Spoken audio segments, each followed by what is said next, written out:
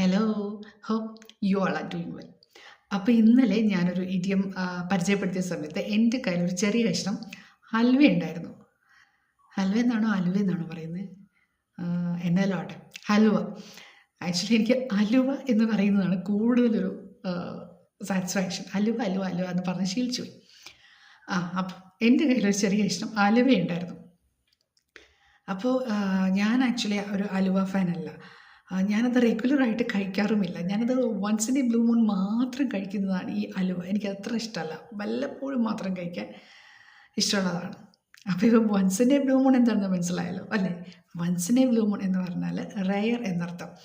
Rare എന്ന വാക്കിന് പകരം നമുക്ക് യൂസ് ചെയ്യാവുന്ന ഒരു ഇഡിയമാണ് once in a blue moon.